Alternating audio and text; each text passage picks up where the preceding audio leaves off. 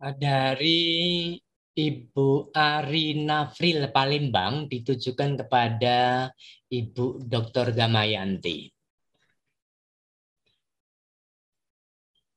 Kaum milenial atau generasi Y diasumsikan sebagai kelompok yang siap dan tangguh, agile, dan diharapkan menjadi aset bagi keluarga, organisasi, ataupun negara.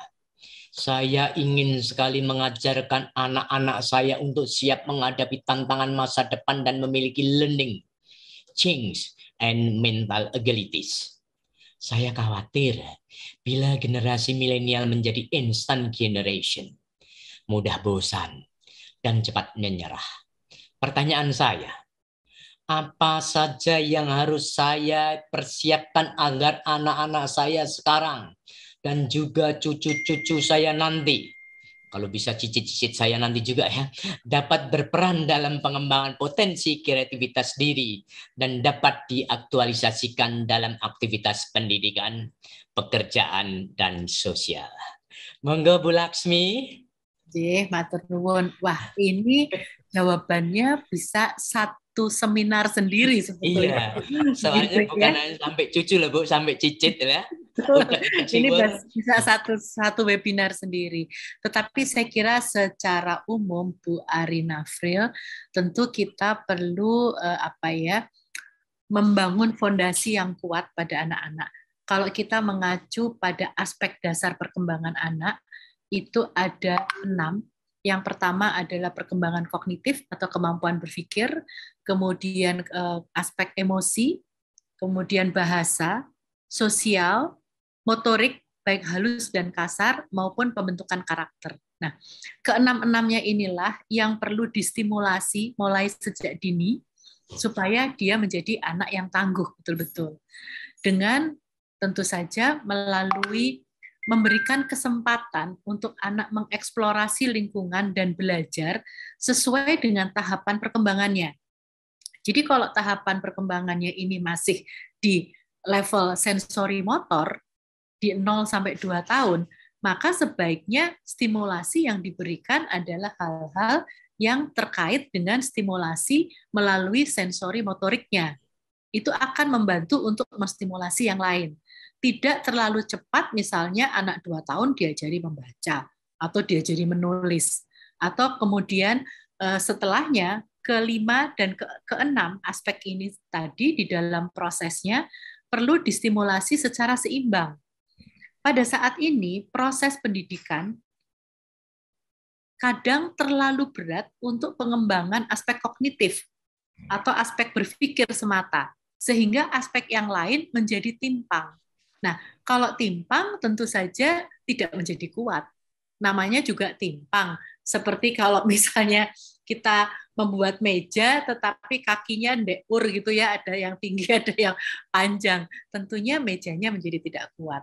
Saya kira secara umum begitu, Bu. Mudah-mudahan menjawab. Monggo kalau Pak Adi mau menambahkan, Pak Adi. Nah, cukup. Saya ikut yang disampaikan Bu Gamayanti. Oke. Dari Bu Herjani Budiman. Ini perlu ditanggapin, Pak. Seorang laki-laki umur 47 tahun. Ini seorang laki-laki Pak Herjani ataupun orang lain ya. Pada 8 tahun yang lalu ia berobat, hasil PSA-nya di atas normal, tapi tidak didiagnosa. Bukan kanker prostat. Bisa saja ada sedikit infeksi. Namun sejak itu ia cemas, takut benar-benar sakit CA. Sering berobat ke berbagai dokter. Akhirnya ia cemas, muncul berbagai simptom fisik. Hipnoterapi yang dilakukan kembali pada 8 tahun yang lalu untuk dihilangkan traumanya kah? Terima kasih Pak Adi. Dari Herjani Budiman. Oke, saya jawab langsung ya.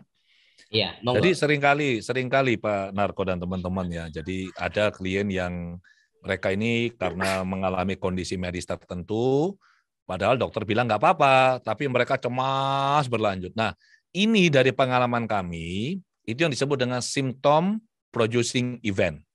Jadi ada sebuah kejadian, yaitu pada saat dia membaca hasil tes PSA-nya agak tinggi, setelah itu dia muncul cemas. Nah, ini dari pengalaman kami bukan akar masalah. Seringkali ini ada kejadian-kejadian sebelumnya yang menjadi pemicu sehingga pada saat dia usia dewasa mengalami satu kejadian ini, boom, setelah itu dia cemas terus dia. Dari pengalaman kami ini bisa diproses, bisa dinetralisir ini cemasnya, bisa. Demikian Pak Narto. Oke, terima kasih. Saya kepingin sekali yang ada yang orang raise hand bisa bicara langsung, kok nggak ada yang raise hand ya. Ada nih Dr. Ada Stefanus. cukup banyak, iya. Dr. Stefanus. Ya, kok di sini nggak kelihatan? Monggo silakan yang raise hand, Pak Stefanus, Dr. Stefanus. Ada Pak Stefanus, ada Pak Juni ini. Ada Pak Juli, silakan berdua. Dengan adanya yang raise hand, Bapak bisa langsung bicara, berarti Pak Adi sama Bu Indria itu bisa mendengarkan volume suaranya apa, nada getarannya, vibrasinya kayak apa. Silakan Dr. Stefanus Michael Erijanto. Selamat sore. Selamat sore yang indah, Pak. Selamat sore. Ya, terima kasih Bu Lasmi dan Pak Dr. Adi yang luar biasa. Saya Dr. Stefanus Michael Haryanto ingin bertanya kepada Ibu Lasmi, Ibu Dr. Lasmi. Situasi pandemi ini kan sangat mengganggu psikologi seseorang. Juga saya punya anak itu pernah seperti apa ya? Dia sendiri itu tidak atau kurang yakin mengenai dirinya sendiri karena 2 tahun lebih work from home ini. Dia seorang mahasiswi ya, kuliah di rumah. Rasanya asing karena nggak ketemu dengan teman-temannya, nggak pernah kuliah gitu. Sehingga dia mengalami kecemasan dan bingung sampai kadang-kadang saya tanya itu dia menangis, nggak tahu harus bagaimana. Dan kebetulan saya juga seorang dokter, saya ingin konsultasikan ke teman saya itu kebetulan dia seorang psikiater juga di Surabaya. Saya ingin konsultasikan intens, tapi setelah saya ingin kontakkan itu kok dia nggak mau.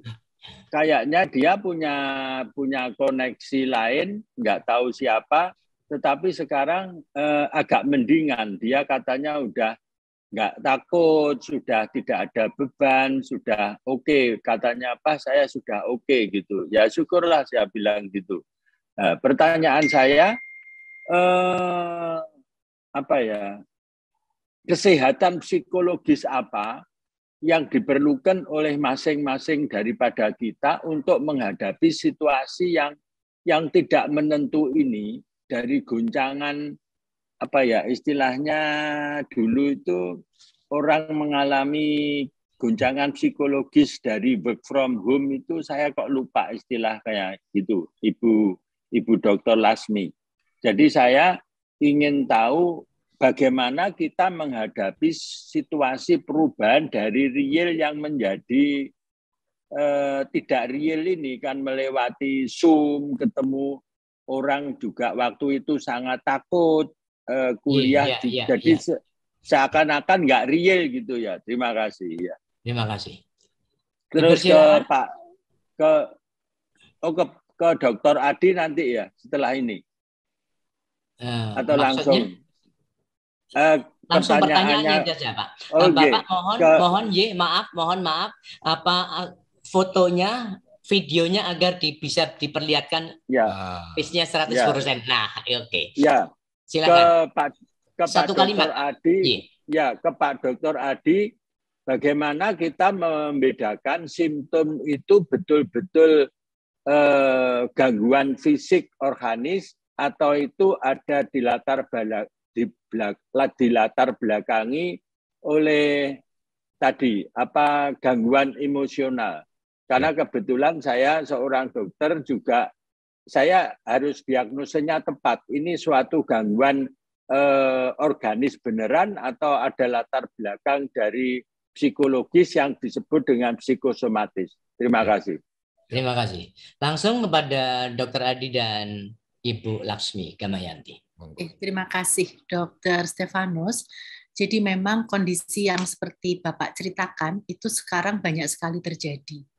Dan sebetulnya kondisi-kondisi seperti ini memang bisa saja yang bersangkutan dengan satu sudah menjadi bisa menyesuaikan diri, karena kemungkinan sekali yang terjadi adalah adjustment disorder, jadi gangguan penyesuaian. Tetapi kemudian ketika yang bersangkutan sudah berproses dan akhirnya bisa menyesuaikan diri dengan situasi yang ada, dengan penerimaan, dengan beberapa penyesuaian, mungkin akan sudah menjadi membaik, atau juga mendapatkan dukungan dari lingkungannya. Tadi kan putra Bapak ternyata merasa nyaman, mungkin dia kemudian sudah bisa berinteraksi kembali dengan temannya, walaupun mungkin tidak seintens dulu, bisa ngobrol, bisa hangout, bisa apa, tetapi sudah mulai ada interaksi, kemudian ini sudah menjadi lebih baik, karena kemudian sudah mampu untuk menyesuaikan dengan tadi situasi yang menekan. Itu yang pertama. Yang kedua, sebetulnya untuk kasus-kasus yang ringan, ini memang disarankan ada self-help and self-care, seperti itu ya, sehingga kita sebetulnya kan semua punya potensi untuk berarah menjadi lebih baik. Dengan sedikit diberi panduan untuk self-help and self-care, biasanya orang juga akan bisa kembali pulih. Jadi tidak selalu sebetulnya harus datang ke profesional. Seperti itu. Kira-kira mungkin begitu, Pak Stefanus. Mudah-mudahan saya sudah menjawab. Lalu Ibu mohon izin. Ada yang orang mengalami masalah, ada yang tidak. Itu kira-kira karena apa?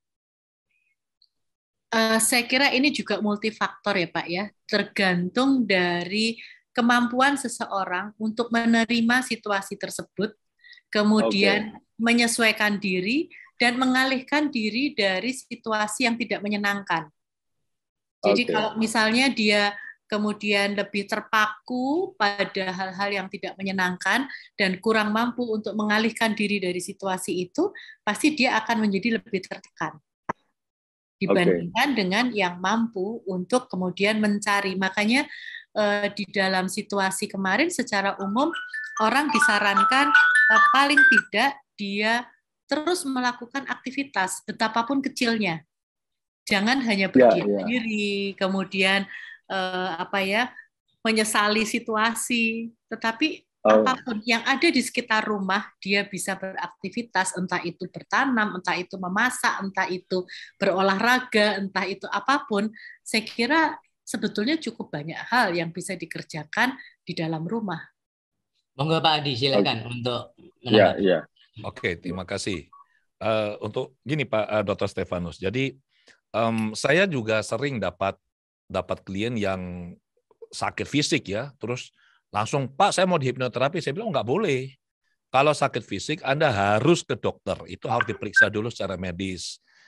Kalau nanti dokter mengatakan, oh pemeriksaan ini secara medis, Anda nggak apa-apa, maka bisa disimpulkan ini psikosomatis. Ada satu contoh begini. Beberapa tahun yang lalu itu ada murid saya hipnoterapis. Dia sakit kepala. Dan apa yang saya sampaikan kepada murid-murid saya hipnoterapis adalah apabila, dan sampai sekarang juga berlaku sama, apabila kita ada masalah secara fisik, kita harus konsultasi ke dokter dan kalau perlu menjalankan pemeriksaan medis. Murid saya ini tidak melakukan apa yang disarankan dok. Jadi kepalanya pusing, dia melakukan self healing. Pusingnya hilang.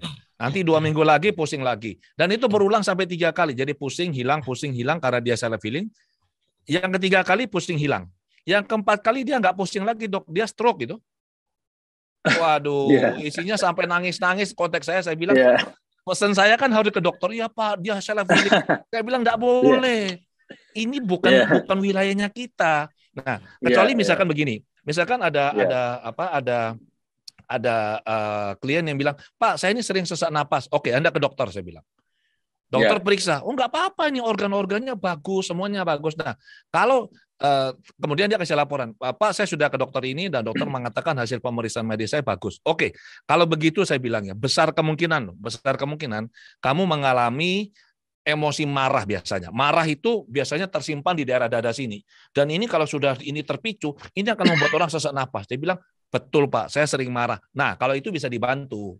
Tapi kalau sesak napasnya karena ada sesuatu secara medis, ya nggak boleh saya bilang. Anda harus ke dokter. Dan saya tekankan sekali lagi, medis adalah yang pertama dan utama. Hipnoterapi hanya membantu. Nggak boleh dibalik. Demikian. Terima kasih Pak Adi. Yang disampaikan Pak Adi tadi agar pasiennya untuk berobat ke dokter, ternyata nggak ke dokter itu dapat nilai B, Pak. B itu artinya bandel. Makanya nggak boleh bandel ya. Oke, saya ngelihat yang resen tadi sudah tersenyum, sudah siap, Ibu Rasiwen. Silakan Ibu Rasiwen, dengan singkat dan jelas ditujukan kepada siapa?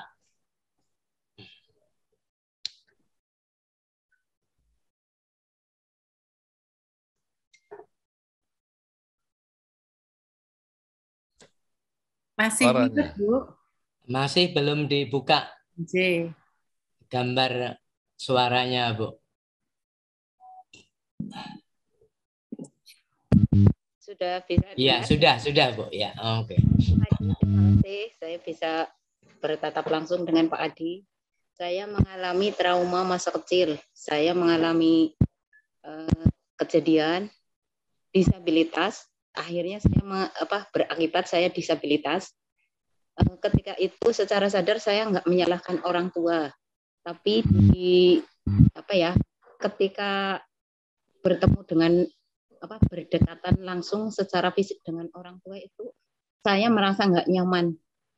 Bagaimana saya mengatasi ini? Saya udah belajar EFT dari banyak hal, dari banyak online itulah saya belajar EFT. Tapi semua itu ada yang mencapai level 0. Semua rasa marah saya, rasa sedih, rasa kecewa, saya EFT tapi nggak ada yang turun sampai ke 0. Bagaimana ini Pak? Saya mau konsultasi ke ahli, tapi saya tinggal di kampung, saya jauh, saya secara fisik saya tidak bisa pergi jauh. Oke. Bagaimana? Oke, terima kasih Bu Rasiwen, sudah bisa dimengerti. Silakan Pak Adi. Oke, begini Bu Rasiwen ya. Kembali lagi, saya tadi bilang bahwa sebenarnya kan yang bikin masalah itu emosi sebenarnya. Ini yang bikin masalah. Jadi ada kejadian, kemudian ada emosi yang lekat. Nah, ibu tidak nyaman kalau dekat sama orang tua, walaupun ibu tadi bilang ibu tidak menyalahkan. Itu kan pikiran sadar ibu. Tapi ibu bilang kalau dekat dengan orang tua, kok rasanya nggak nyaman. Artinya orang tua ini secara disadari atau tidak memicu munculnya emosi tidak nyaman ini. Yang salah siapa? Orang tua? Bukan. Sebenarnya ini nggak ada yang salah. Ini hanyalah sebuah situasi di mana di bawah sadar ibu ada sebuah kejadian yang dilekati oleh emosi. Pada saat ibu dekat sama orang tua secara tidak disadari memicu memori ini di bawah sadar sehingga muncullah emosi-emosi yang membuat ibu nggak nyaman. Sama contohnya begini. Ada orang yang fobia. Misalkan takut sama tikus misalkan. Ya, kalau takut sama tikus itu kan selama nggak ada tikusnya, kita baik-baik saja. Tapi kalau tikusnya muncul, langsung bergejolak, benar nggak? Jadi tikus itu memicu emosi tertentu. Nah sekarang solusinya begini. Ibu tolong ketik, ibu kan di daerah ya. Ibu tolong ketik, ibu punya alamat di sini ya.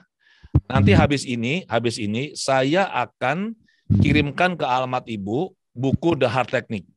Ya, buku dan videonya saya akan kirimkan untuk ibu. Jadi ibu nanti bisa belajar The Heart Technique, ibu lakukan pada diri ibu.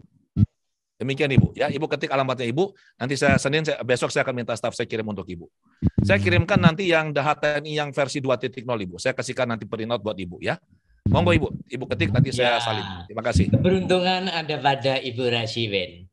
Pertanyaan ada satu Ibu Tuti. Silakan Ibu Tuti. Wajahnya diperlihatkan 100% Ibu. Karena dengan wajah bisa ketahuan Bu. Tambah lagi ada suaranya. Ibu Tuti silakan. Iya, selamat sore Pak. Bisa didengar? Oh, bisa didengar, namun wajahnya belum kelihatan di mana, Bu. Mana? Iya, maaf tidak bisa memperlihatkan, soalnya ini ada di matikan gitu. Saya berada di luar negeri nih, Pak.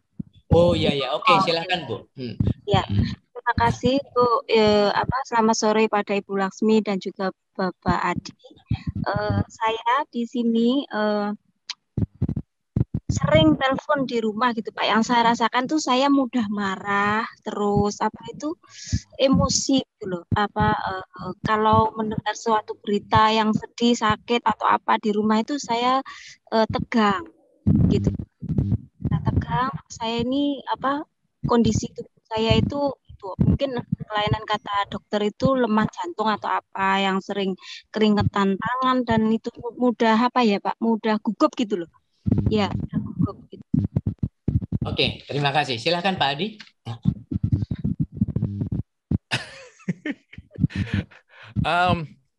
Pertanyaannya apa sekarang? Itu tadi pernyataan Pak Narko. Iya. Pernyataannya itu bagaimana bagaimana saya ini bisa mengendalikan diri gitu, Pak.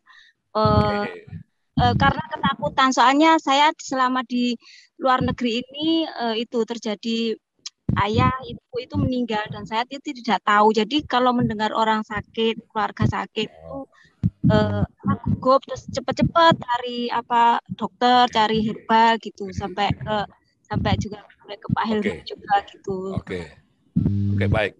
Jadi kalau saya mendengar cerita Ibu ya, ini lebih seperti tadi saya bilang, ada kejadian, satu atau beberapa kejadian yang membuat Ibu akhirnya merasa tidak nyaman kan. Jadi ada sebuah pengalaman ini memunculkan emosi negatif ini belum terproses dengan tuntas dan dia residunya tinggal di dalam tubuhnya Ibu. Sehingga setiap kali ada kejadian yang serupa atau mirip dengan yang sebelumnya itu akan memicu perasaan nggak nyaman. Solusinya apa? Oke, solusi yang pertama adalah paling mudah adalah dengan menetralisir emosi yang berhubungan dengan kejadian itu. Yang kedua, kalau itu nggak bisa dilakukan, Ibu perlu lebih sering melakukan relaksasi. Jadi kalau orang itu tegang, orang itu marah, itu kan sistem fight or flight-nya aktif, ya, sistem saraf simpatiknya aktif. Kalau Ibu sering-sering relaksasi, saraf parasimpatik Ibu aktif, Ibu akan jauh lebih tenang. Ada audio relaksasi di kanal YouTube saya, Adi W. Gunawan. Ibu bisa download, bisa diunduh, bisa didengarkan, dan itu free, Bu. Saran saya itu, Ibu. Terima kasih. Oke, terima kasih. Terakhir dari Ibu Leni. Silakan Ibu Leni. Mohon kameranya dibuka, Ibu. Oh iya. Terima kasih Pak Narto. Silakan. Selamat sore Pak Adi dan Bu Laksmi. Saya mau bertanya. Kenapa kadang-kadang kalau kita bertemu dengan orang itu habis itu kita ngerasa capek, lelah sekali gitu. Padahal kita tidak ngobrol, kita hanya berpapasan dan itu akhirnya membuat saya kadang enggan untuk keluar gitu, Pak. Enggan untuk ketemu orang gitu. Untuk pandemi saat ini mungkin itu nggak apa-apa gitu kan, alasan pandemi gitu. Tapi saat kalau udah normal bagaimana? Itu Pak yang pertama. Yang kedua, setelah terapi gitu kan, terus kita berpapasan atau kita berinteraksi dengan orang yang dulu pernah menimbulkan trauma pada diri kita. Kalau saya kan coba untuk ini Pak, untuk memaklumi gitu. Oh, memang seperti itu adanya gitu. Karena rasa kesal atau rasa masih ada memicu gitu. Itu gimana ya Pak kira-kira Bapak dan Ibu Laksmi solusinya? Terima kasih. Oke, terima kasih. Dipersilakan Ibu Laksmi, kemudian Pak Adi. Baik, pertanyaan terakhir dari sini terus. Iya. Ketika tadi ya ketemu orang kok terus rasanya jadi lelah, jadi capek gitu ya. Kemungkinan memang pada diri Mbak Leni ada sesuatu yang membuat satu kondisi persepsi negatif terhadap orang lain yang mungkin disadari atau tidak disadari. Juga ada pengalaman-pengalaman yang kurang menyenangkan ketika bertemu dengan orang-orang lain. Yang pengalaman-pengalaman tidak menyenangkan tadi menyebabkan memori-memori emosi yang negatif. Tetapi mungkin Mbak Leni ada yang ingat, ada yang tidak ingat. Seperti itu. Kalau tadi ada kata sudah pernah mengikuti terapi, kemudian rasanya kok ada sesuatu yang kemudian masih memicu, artinya ini belum clear betul ya persoalan atau memori negatif yang terkait dengan seseorang dan sebuah peristiwa. Tapi kemudian ini bisa kemudian tergeneralisasikan pada orang secara umum, sehingga ada ketidaknyamanan ketika bertemu dengan orang-orang lain. Sehingga rasanya memori negatif inilah yang kemudian perlu untuk diproses, diselesaikan. Saya kira demikian. Monggo Pak Adi untuk ditambahkan.